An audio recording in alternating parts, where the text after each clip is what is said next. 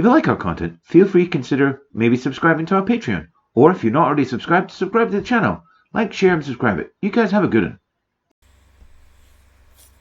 Hello, you're through to Commander's Keep. I'm your host for today, Dan, and I thought I'd mix up the next video by going on about a deck that's managed to get me to Mythic in this quarter by the end of the month.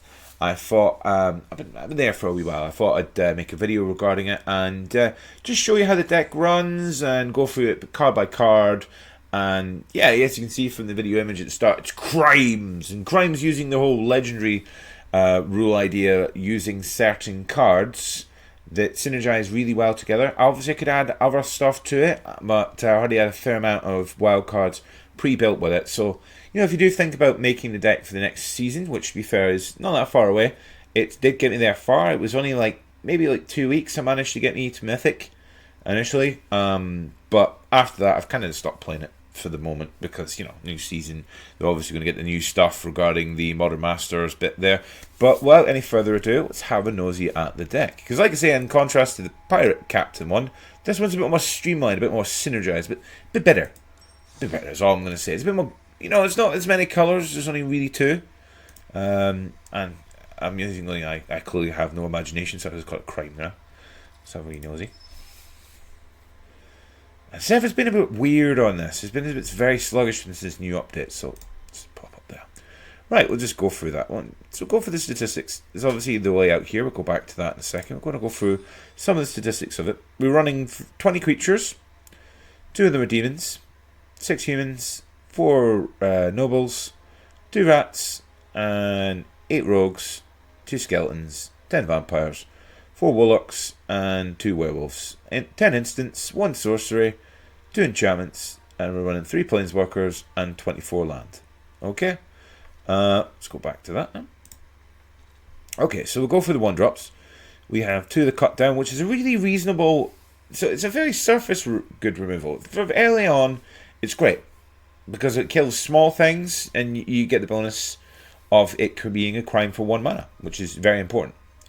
Another wee crime generator, which is what I mentioned regarding the legendary synergy, is Tiny Bones joins up, so a new one for Thunder Junction, and it's a legendary enchantment. When it enters battlefield, any number of target players each discard a card. When a legendary creature enters battlefield under your control, any number of target players mills the cards and loses a life. So that causes a crime trigger to kick off. Because if we cause an opponent to discard, target the creatures, or do anything like that, it's causing crime. So that'll synergize well with some other cards we're going to go on about fairly soon. And the new titular, I would say the Black Ragman. He's really good if your opponents have got stuff in the bin, and not really many people want to trade their big things for a 1/1 Death Toucher. And obviously in Standard you can run more than one, so it's not in Commander as sort of basic regarding that, but if you get this thing First Strike, it's hilarious. So it's a 1/1 for 1 Death Touch, and it deals damage to a player. You may cast a non-land permanent for that player's graveyard, and any mana of that type, any mana can be used to cast it. So essentially, they have an enchantment in, boom, and you have 3 untapped. You can untap their enchantments. Hilarious little thing. Also, Proxys, because it's legendary. So you'll make them mill, and you can attack them and steal it. Okay, some spot on removal, 2-drop, a Bitter Triumph, 2 of them. Great from Descent. You've seen it in a previous video. It's a really good card. And for the new interesting ones, it's an uncommon, a Brood Hustler. Works in the whole idea of crimes. So anytime they commit a crime, we've already discussed what crimes are, you put a +1 counter on it. Only happens once each turn, but that's fine. You play a land that later on obviously does the same thing as targets and pings an opponent for 1. This gets bigger. But it also stipulates itself, because if you have 4 mana, Theme Miscellaneous and a black, you can cause an opponent to lose life, you gain a life, and a Proxor. So yeah, you want to obviously be doing all that. And like I say, with the vampire base, we're leaning heavily into vampires, because this card is really good. Synergizes really well with a lot of other stuff. It's really good. And for uncommon, you can't argue with that. So, to go for the throat, you know what a go for throat does. Sheob's Edict. You know, that's a great sort of 2-drop removal. Each opponent sacrifices a non-token creature or a token creature or a planeswalker. So you deal with those pesky planeswalkers. But the spot on removal for the set, it's destroy a target non-outlaw creature. Well, basically, we'll obviously go on outlaws. It's situational. Obviously, at the moment, there's an issue if there's an assassin, mercenary, pirate, or rogue, or warlock We can't really target with that. That's what we've got this and this for, and this as well. And so let's extend that. And then we have Vladimir the New Blood, which is a 2-drop for 2/2. Whenever you commit a crime, put a +1/+1 counter on him. If it has 4 more, it has lifelink and menace. That's so aggressive. You'd be surprised how you need to get rid of this when it hits the field. It needs to die, generally speaking, because it's a solid card. And another wee enabler for this, which is harder to remove, a Graveyard Trespasser. So it enters ETBs. We make them exile a card from their bin, which causes a crime to trigger. And to target it, you have to discard a card anyway. So, you know, great stuff. So we're basically feeding our engine here with those vampires with that. And then another little amusing graveyard trigger, Lord Scare, Seer King. It's a 3/3. It generates 1/1s. In its battlefield, exile target card from an opponent's graveyard at the beginning of combat. Create a rat. Okay, so whenever, you know, a rat enters the battlefield under control, you can exile up to 1 target card for an opponent's graveyard. So, you know, obviously that triggers well together with that. And obviously, we'll move on next to the Crevero the Punisher, which is a 3-drop 3/3. Bear with me a second, this is annoying what I've going on.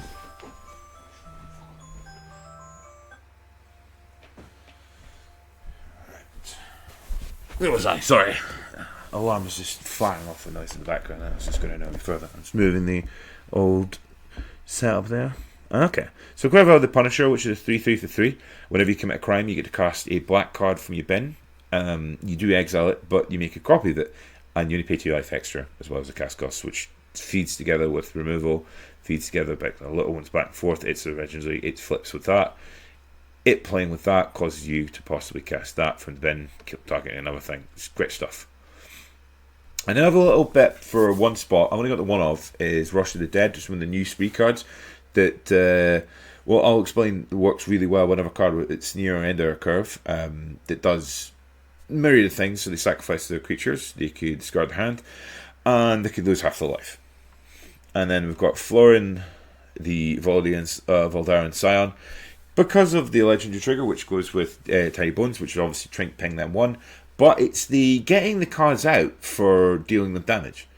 I mean, you can exile one of them and put the rest in your hand, and you can play that card. So it's playing the cards. It's like even as lands, you're getting rid of terrible draws. And this is partially why we're splashing red. There's not exactly a lot of red going on here, but it's for these particular cards. So Ob Nixis, the Advisory. This works really well at basically making sure your opponent has no cards, and you're going to ping them to death.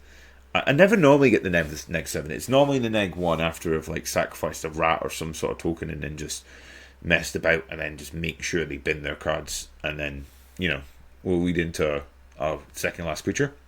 Bloodletter of Acelots. Feel free to comment and see I'm telling that wrong. But yeah, it's 2/4. Whenever they would lose life in my turn, they double it.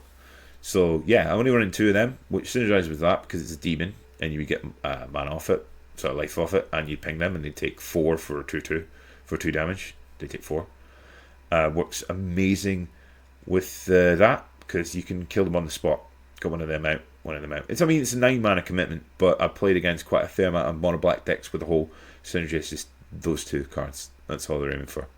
It's really the reason why I'm only running 1 of, which is it's aggressive. You can kill things. And one of the last new cards, a Gissa, the Hellraiser, which is got a Ward 2 plus paying 2 life for a 4/4 for 5. Skeletons and zombies you control get a +1/+1 and have menace. Whenever you commit a crime, create 2 tap blue and black rogue zombies. Only attack happens once each turn, however, making them 3/3 menaces. Procking a crime. Procking the crime. Crime. Not a crime, because it's there to choice. A loaded choice, of course. Crime. You know? Crime. That's not a crime, apparently. That's not a crime. Because it's obviously affecting us. That's just mean. And then we get to the land base, which, like I say, it's 24 land. So primarily it's mono black, but with a splash of red.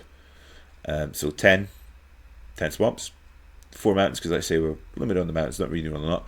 And then we've got some black red enablers, which, like I said, if you want to cring them for a crime, you get a land that does the same thing. It just comes in and goes ping, I've got one of them out. I get some zombies for playing a land, lol.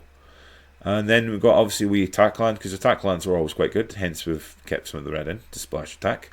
And for the meta right now, there's a lot of control kicking about, so you want to obviously have Cavern of Souls, mainly to go vampire. All my vampires are not unstoppable. Rat if you want to do that, but mainly it's to ramp out this guy, because you can just obviously go, I've not got enough Nova Black, but I've got enough of this, so I'm not going to stop that. And you get it out, and it causes mayhem.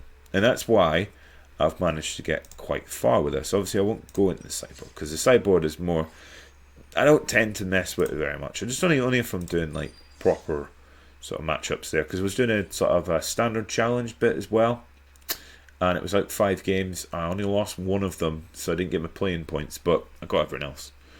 So let's go have a look at the old profile. So I have plummeted a wee bit. It was about 91. I plummeted a wee bit, mostly because I've been playing back and forth, and some of the matchups have just been unfair. But the general rule of play at the moment, we're sitting at like, there's a similar deck I'm running, a mono black version of it, a 2 drops, play spells, soul spear combo that's swiftier than that. Just smashing you to death with like that and the new 2-drop flyer. It's like a killing fiend with wings and haste. It's mean. Like, okay, it's very mean.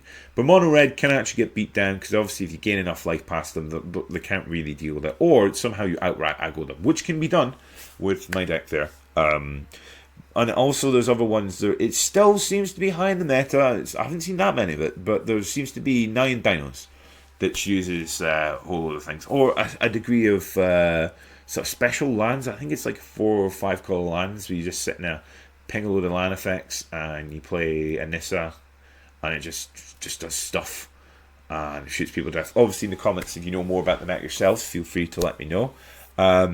Obviously, if you have the time, you've got a few days to try and get to Mythic with this deck list that I've shown you there, in 4 days. So you have time. I mean, you could get to Mythic just with that. And, getting to Mythic's no bad when it's starting off fairly low. I think I started in gold last season. But, yeah, I mean, if you liked content, feel to like, share, and subscribe. Obviously, we're trying to get another video out before the end of the week, maybe doing a discussion piece. We'll see how that pans out. I'm your host for today, Dan, signing out.